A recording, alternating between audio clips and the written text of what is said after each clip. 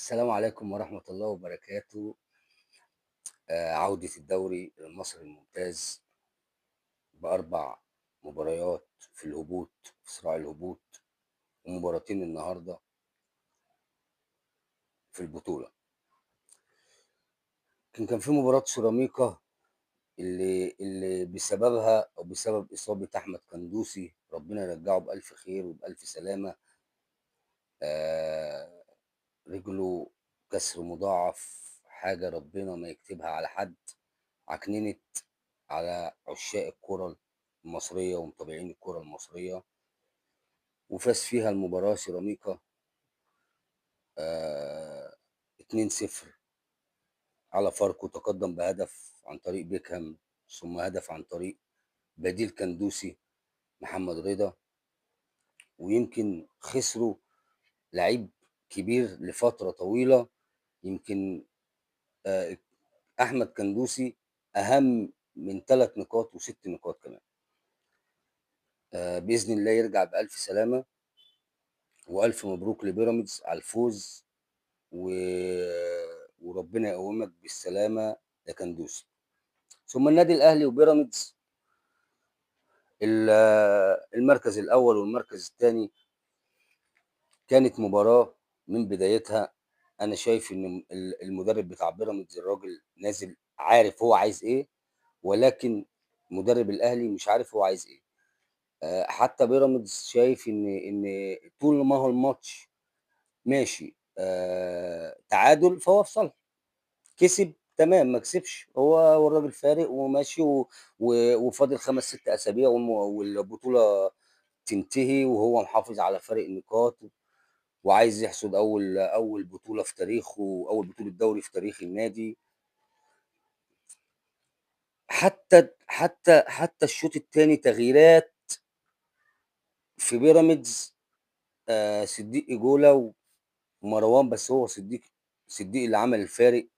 سرعاته واتقان باصاته من اول ما نزل، عمل واحده للشيبي، حط وش رجله في العارضه جوه. 1-0 البيراميدز. خلاص انا كده مبسوط، انا كده مرتاح، هخطف ال3 نقاط كمان. ولكن النادي الاهلي اللي عليه علامات استفهام كتير في ادائه، انا شايف النادي الاهلي يا جماعه ملوش اي شكل جماعي. في حاجه غريبه في النادي الاهلي. النادي الاهلي عمال يعمل صفقات كبيره ومركز في الصفقات، ومش مركز في الاداء. انا مش شايف مش النادي الاهلي برضه روح الفانلة بس، انما اداء جماعي، اداء خططي، آه، اداء فردي، مش احسن حاجه.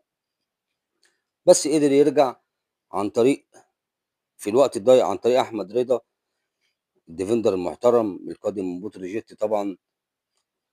الكره ردت على القوس، وجهها عشان يقدر النادي الاهلي ياخد نقطه ويحافظ على الفارق زي ما هو بينه وبين بيراميدز. وانا شايف ان بنسبه كبيره بيراميدز خد الدوري. والفيديوهات الجايه، يعني الفيديو الجاي او اللي بعده ان شاء الله باذن الله، هنقول ليه، بس عشان ما اطولش على حضراتكم. وفي مباراتين بكره، نادي الزمالك هيلعب بكره برضو. الاربع مباريات اللي اتلعبوا امبارح، انبي ومودرن عايز ينسحب من الدوري، وخلاص احنا كل اللي هيلاقي حد شكله مش عاجبه هينسحب من الدوري. فخلي الموسم هو موسم استثنائي، خليه يعدي بكل بلاويه. انبي كسب مودرن، والاسماعيلي والاتحاد حبايب، والمفاجاه الجونه كسب زد، وغزل المحله كسب سموحه. ادي ال6 مباريات اللي اتلعبوا و... وكده احنا في الاسبوع الثاني من الدور الثاني. طبعا زي ما احنا ما عارفين، بعد الاسبوع ده لما يخلص هيبقى باقي 6 مباريات وينتهي الموسم. ونشوف حضراتكم على خير في موسم عدل، موسم منظم، موسم فيه تكافؤ فرص، ونتمنى فيه تكافؤ فرص بالنسبة لكل الفرق. السلام عليكم ورحمة الله وبركاته.